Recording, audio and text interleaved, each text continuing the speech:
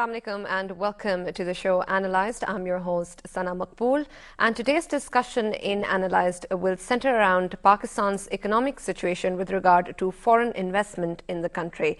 Now, we'll center this discussion around important events in the recent past with, of course, the Tajikistan's president's visit to the country and important talks held between the Prime Minister and the President. We'll also talk a bit about the MOUs which have been signed in Punjab. 158 MOUs have been signed in Punjab in the business forum held there, and with regard to foreign delegates' presence and participation in the country, especially focusing on China and Turkey's involvement in Pakistan. All of these issues will be discussed on, with regard to how to improve foreign investment in the country, what steps should be taken in the right direction, what seems to be lacking so that Pakistan's economic situation can improve, and of course the important stance that Pakistan should follow in terms of its foreign diplomacy in different countries in the world, especially with regard to Central Asian countries and the US in particular as well. To talk more in detail about these issues, we have in the studios with us Aslam Rizvi, former ambassador. Thank you for joining us, sir. We also have in the studios John Ajagli, political analyst. Thank you for joining us. And Faheem Sardar, economist. Thank you very much for joining us. I'll start with you, sir, and with regard to the President's recent visit, Tajikistan's President's recent visit to the country. We've heard talks about road connectivity being established between Pakistan and the Central Asian states. If we just take a look about the importance of the Central Asian states to Pakistan, where does the country stand in terms of how important it is for us to build closer and stronger ties with the Central Asian states? Well, as you know, Tajikistan is a landlocked country. It is the smallest Central Asian country. It is also one of the poorest Central Asian country, and it is in very close proximity to Pakistan. Right. We are only 10 miles apart from here. So as Gwadar can be a gateway for Central Asia, Tajikistan can be a gateway for Pakistan to rest of Central Asia. So the visit of the Tajikistan president, the sixth one, and has been a welcome visit, because we have signed a number of agreements with him. We have explored the possibility of implementing the agreement that we had on the road network with them. Also talked about railway lines and an aerial bridge also coming from there. So, and most important of all, the CASA 1000, right, under which we are supposed to, by 2018, get 1,000 megawatt of electricity from there. So it's an important visit, and Tajikistan plays an important position for us, also because they have about 1.2 million Tajiks in Pakistan as well. We have, it is a country where there is good opportunities for investment. We have about Pakistan in the last couple of years invested almost $140 million there, and there are about 40 odd projects that our business entrepreneurs are interested in utilizing there. They also have, the main foreign exchange earnings is from, surprisingly, from remittances of their labor force or immigrants abroad, mostly from Russia.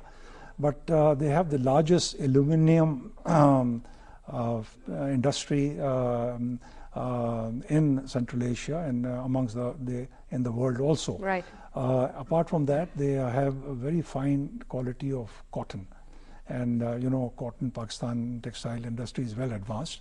They're not able to, add value to the cotton that they produce, and this is where we can cooperate with them. So the avenues are vast between Pakistan and Tajikistan, and with the Chinese and Pakistan economic corridor coming, this will supplement our connectivity with Tajikistan, right, and the economic development that will take place. So this is a country where is important to us from that point of view. Right, and the trade balance between the two countries, it has increased from $15 million to $89 million in just a span of 3 years, from 2011 to 2014, and the target that the countries seem to be aiming towards is $500 million. Is that an achievable target? Is that, do you think, in your opinion, it's overambitious by the countries, or is it something which you can see in the near future? I don't think it's overambitious by any standard. We should have done this years ago. Right. Now, when we talk about the CPEC, I mean, I've always said that the CPEC, which is a Suez Canal of the East, a land Suez Canal of the East, it's not going to be a straight line. It's going to be a Y or a T at best. It's going to branch off into the Central Asian countries as well as into China. So this is just another one of those aspects, which is a natural outcome of Pakistan's aggressiveness, which now I'm going to shift the focus to Pakistan. Right. These major projects are happening in Pakistan. These are extremely big projects, and when we look at it from a geopolitical angle, it's even bigger. Now, Tajikistan is basically equal to Lahore, and its economy is equal to Sialkot. So, I mean, this is the perspective that we need to be very careful of. You're dealing with an economy which is approximately 1/30th your size. So we can negotiate quite strongly now from a business perspective. That gives you a lot of firepower. But what we're looking at is it's very clear we want to take care of our energy needs, and very soon in the near future we're going to start talking about linking the CPEC and the Central Asian states and everything. The Silk Road is coming back to life. Let's just accept it. Foreign analysts know this. More than that, foreign businessmen know this, because they can see the transactions happening. 500 million is really not that much, right, truth be told. And I mean, when you look at what Pakistan has basically been doing in the past 5 years, when we've had a fourth generation war brought upon us and we survived, and we're the only country standing that has survived a fourth generation war, our GDP actually accelerated in the past 5 years. So 500 million is, from strictly economic terms, just taking away all the bells and whistles, it's not that much. Right. Right. If you take in mind the China-Pakistan economic corridor and the projects related to that, which have been happening in the country, in view of the CPEC, how important is it for us to, what sort of consequences and what sort of advantages do we have with our relations with Tajikistan and development of any sort of connectivity between the two? We have to remember the bigger picture. Central Asia was kind of off-market for the Western Asia, Middle East, and the rest of the world, right, because Russia treated it as its near abroad, its area of influence, and it wanted to go through all the links via Moscow or its territory in Ukraine, be that the oil market, be that its commerce and other financial links. And while there was an influence by the United States of America to have some sort of influence there, it did not succeed. However, with improving relation between Pakistan and Russia, and Russia having good relations with China as well, now Central Asia is opening. It will, it is a basket of resources, natural resources particularly, and that means they need an access to our market. Pakistan is an energy deficit country. and this is the best market for them. So this is why if we kind of become a market and we have all the bottlenecks removed, Pakistan and Tajikistan and also other Central Asian countries have a very brighter future, because now it's not only Pakistan that want development of this region. China has economic model that want to expand it, and the expansion has to be through connectivity, road links, train, air links, and also what we call it CPEC here in Pakistan. Right. So here Pakistan will be the major beneficiary, because we are bridging Middle East with China, with Central Asia, and also with Europe as well. This would kind of transform our economy, our politics, and for the first time we are saying that geopolitics is kind of receding, and the economics is coming back to the policy making, yes, which is very positive. In the past, it's the bad geopolitics that were hampering development of this region. Now Afghanistan want to have this connectivity, the Chinese want, the Russians want, the Central Asians want, and Pakistan eagerly wants it. This is why we converge on one point, how we can integrate economically in terms of communication links, and here is the best opportunity that we are getting it, whether it's with these emerging trade links and other energy projects with Central Asia, particularly Tajikistan. Right. It seems so with this influx of foreign investment in these projects and Pakistan being a part of such huge projects in the region, like you said, the economic dynamics and the economic elements of all of these interactions between the countries is affecting Pakistan's geopolitical situation and basically strengthening its strategic position in the region. What sort of role would Pakistan be expected to play in the future with a more enhanced geopolitical situation? Well, Pakistan, as you know, is a country of 200 million people. And also we have immense technical and qualified manpower from here. We have infrastructure after the development of infrastructure. Our economy can take off. We can, apart from being a gateway for trade here and for energy from here, the region here can provide a lot of economic development as such within the country, and also from here to other countries going across from here. Right. So the Pakistan has all the elements available for it to really take off as such. I think it's been referred to at the CPEC as Suez Canal, and what we can say here is that after this CPEC is in force, this will be a kind of a game changer that we had one time witnessed in the 60s, when there were massive Western help coming into Pakistan, where we had Mangla Dam and Tarbela Dam and so on. So the whole economy here is going to be turning around, and we can see a lot of effervescence of economic activity taking place. But of course, having said that, one of the major drawbacks and the problem that we are faced with is the militancy, which is an extremism that is taking place here. So Pakistan has to focus on that, and to ensure that we bring about a stable position here, we take care of this militancy here. And while we have indicated measures that we will take to safeguard the CPEC and so on, but it has to be extended beyond Pakistan also in other countries, because their ability to tackle with that can be problematic. So on the whole, I think this, like I said, will be a game changer, economic game changer, and of course enhance Pakistan political stability, its geopolitical stability here. And one of the things that has been in the past is that our relations with the neighbors and with the world in general, I think this will lead to some change in the attitude, because at the moment India, with its high growth rate and its military might and so forth, is playing a patient game as far as trying to resolve disputes in particular with Kashmir. But once Pakistan itself becomes a strong economic and stable country, then the balance here is going to change. The world will look upon Pakistan in a different way, and we can expect political dividends apart from economic well-being. Right. Right, but militancy and the threat of extremism and terrorism is a very central issue in the international community now. And it's something which Pakistan has faced in the forefront as well in the war against terrorism, with internal conflicts and Operation Zarbiaz going on as well. Now, do you think that the economic pressures and improvement in Pakistan's economic situation and being part of such important projects in the country is going to somehow overtake this, this hindrance for other international community to participate and to invest in the country? Is going to overtake that sort of problem that the countries might be facing in for them to be hesitant towards investing in the country? I think no doubt that militancy has been a major impediment in not letting the region to integrate economically.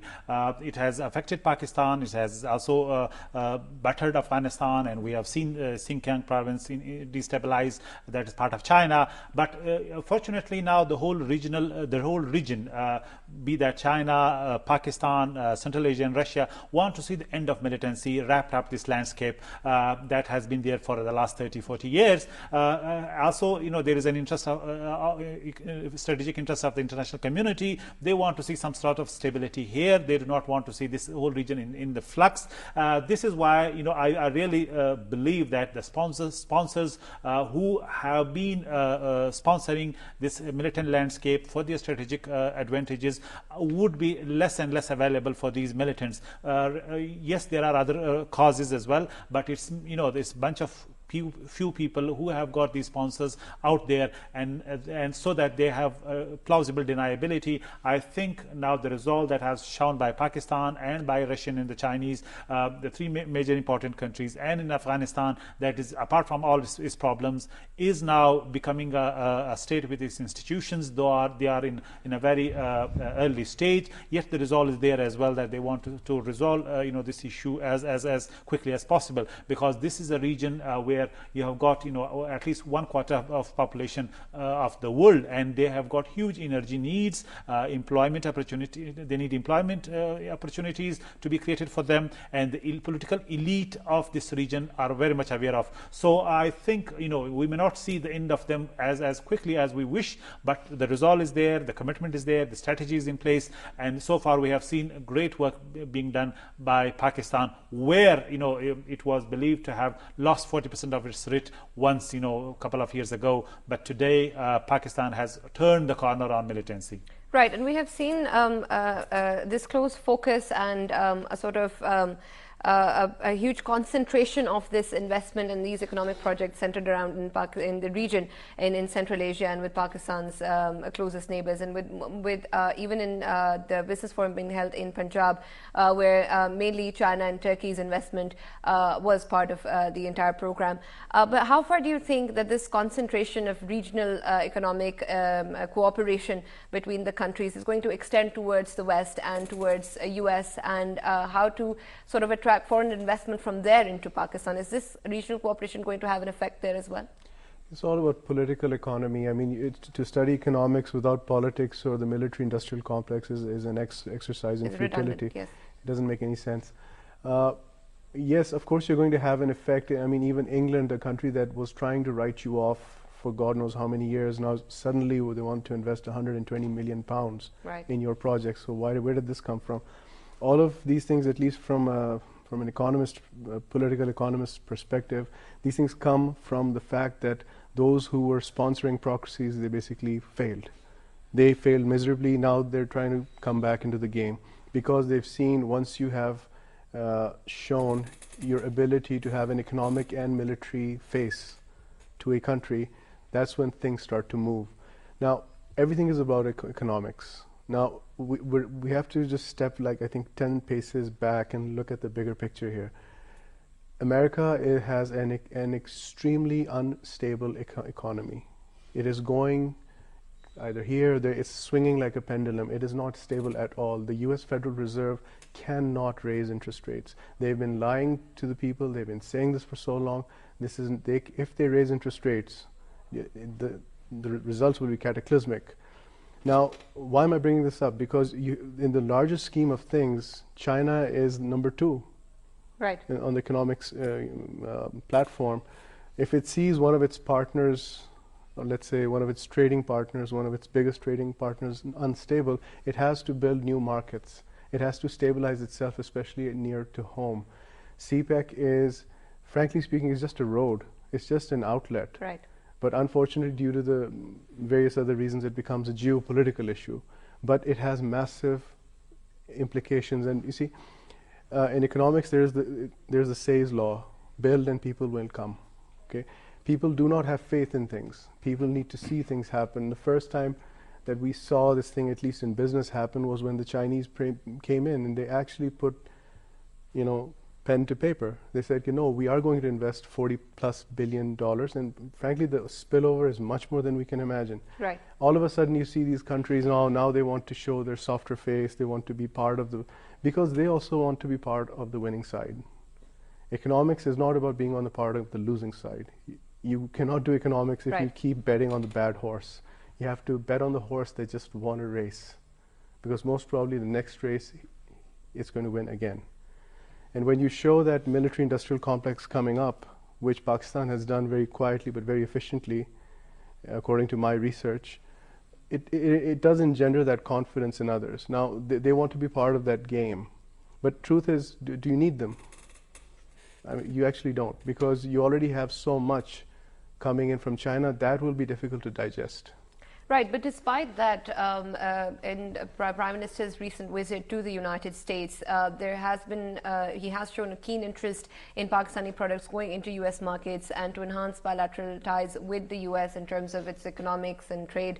And there has been a large emphasis on improving economic relations with the U.S. So if in fact we do not need that investment since we have a lot coming in from the region and from China, why is there such an important emphasis on Pakistani products going into the U.S. and enhancing because it's trade a market. Because it's a market. In economics, any market will do. Whether you trade with Africa, whether you trade with the penguins in Antarctica. Sorry, I'm being slightly sarcastic. It's business. You make money where you can make money. Now, if you can get more products into the United States market, that's fine. That's excellent. But what about South America? What about BRICS? Let's focus on Brazil. Why are we not focusing on Brazil? I'm just being, this is like one example. Let us be very clear. In economics, when money comes in, that's when investment comes in. Talking about it, I mean, that's just talk. Right. The Chinese are here to stay. We can see the Russians coming in. We've been watching them for many years now, very quietly checking things out.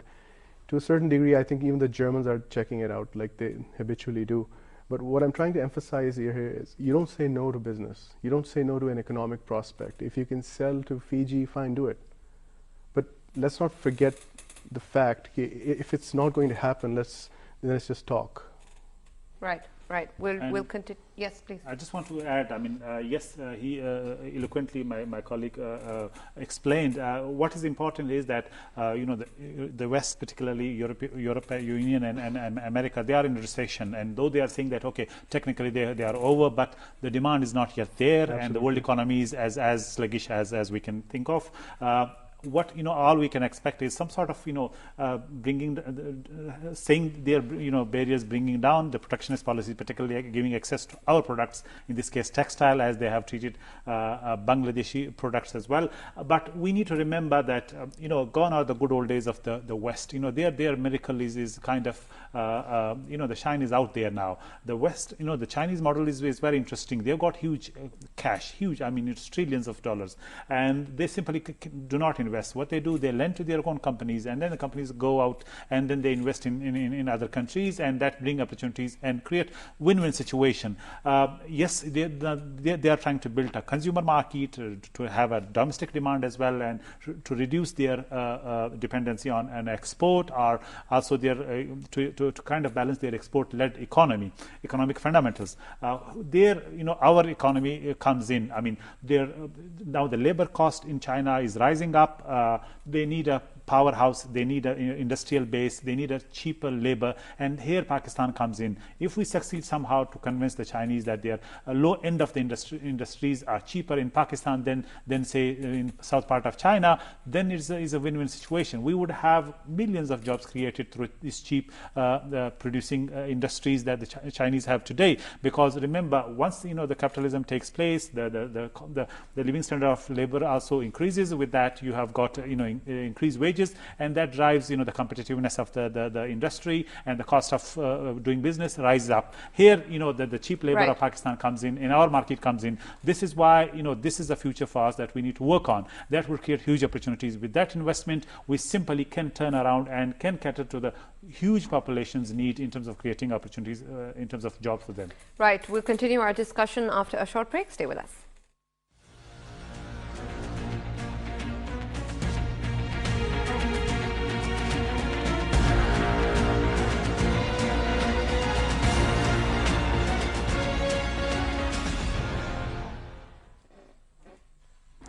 Welcome back to Analyze. We're discussing foreign investment in Pakistan, and we're having a discussion on how important it is for the country to enhance its regional position in terms of its economic relations with those states in Central Asia.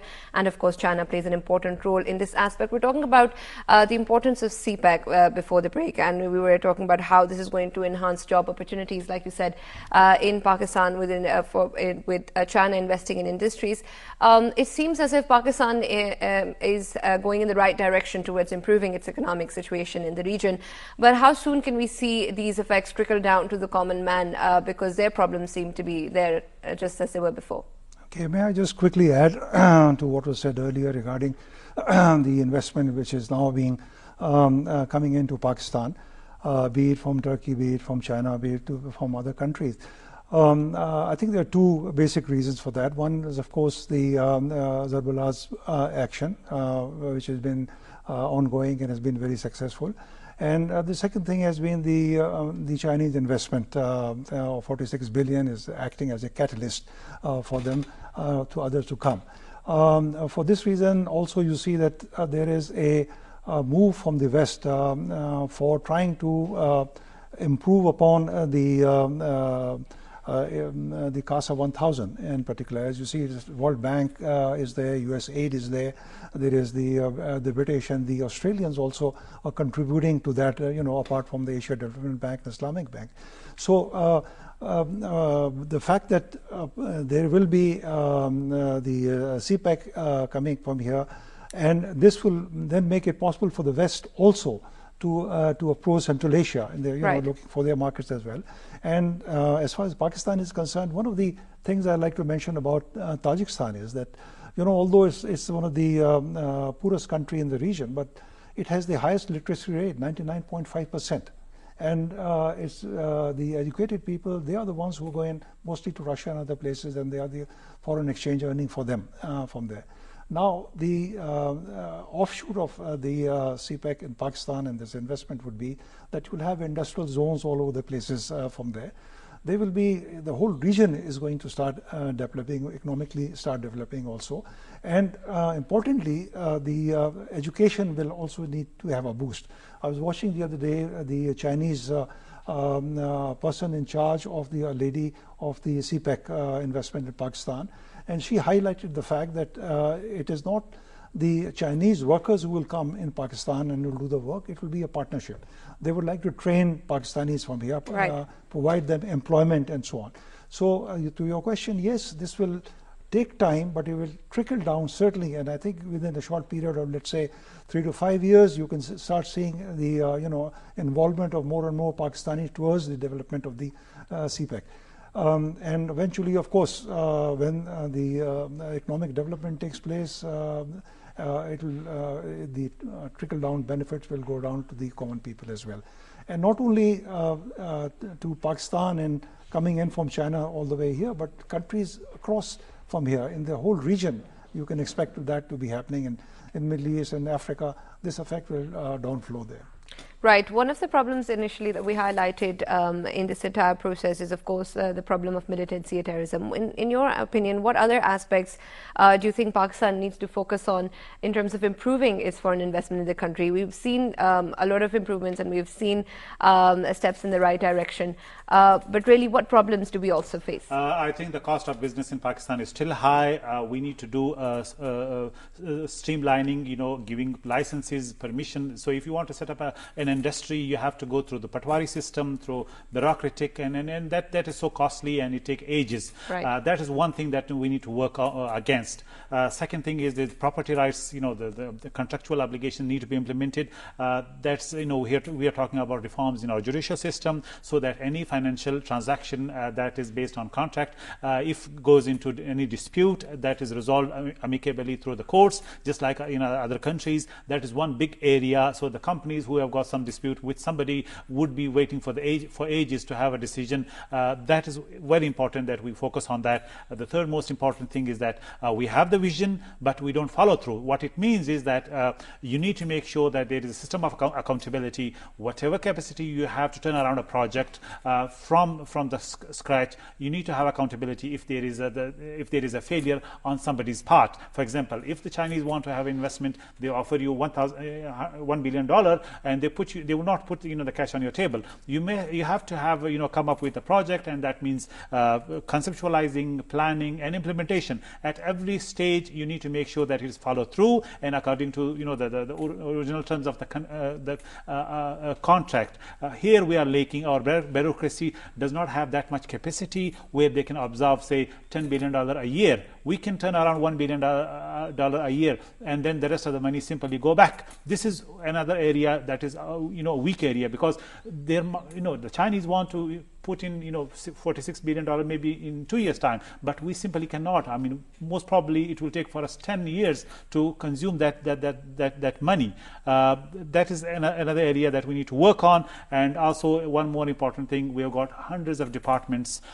They simply, the right hand does not know the left hand. There is no coordination. Still the trader is being treated as a criminal. Entrepreneurs is treated as if he's or she is the main suspects. So we have to have more respect for the trading community, for the entrepreneurs who create job, who bring in money, and who are the linchpin of the economy and the country by large. We are the consumers, but they are the producers. This is why we need to have all facilities available to them. Their concerns are met, and also they are stakeholder, be that your political system or economic system, and their views are taken care of. Here, simply we do not respect them, and we treat them like criminals, as I said.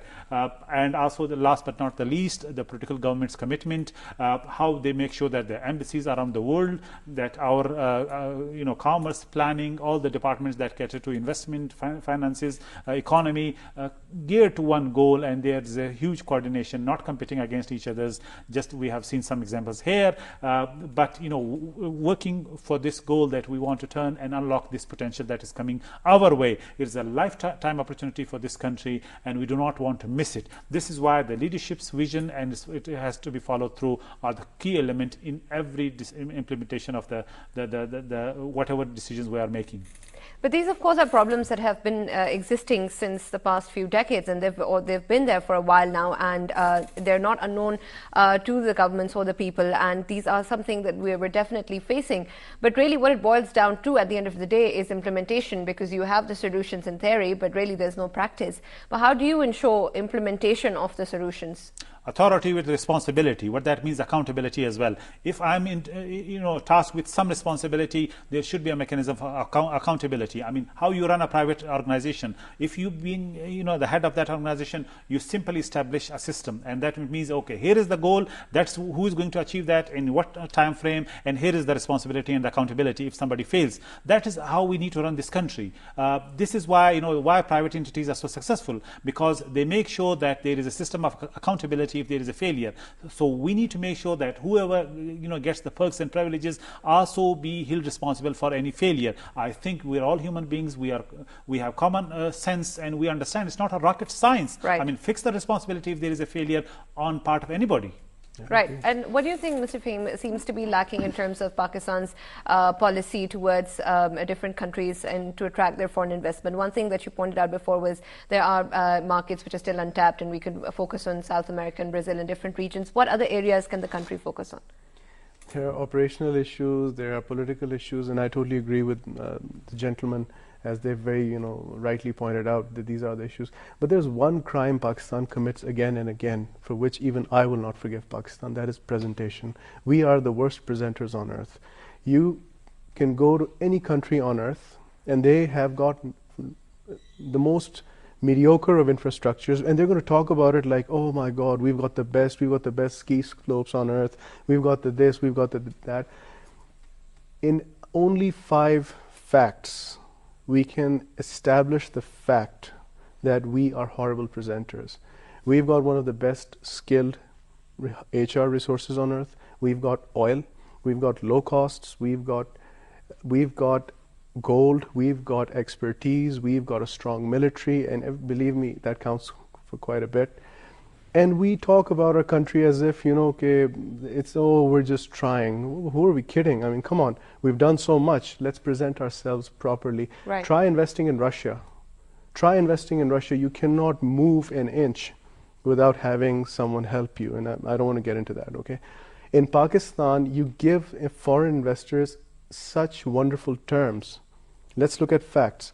Pakistan offers one of the best banking spreads on earth. Pakistan offers a minimum of 20% return in the capital market. This is unheard of. It gives one of the best dividend yields in Asia. What more do I need to say?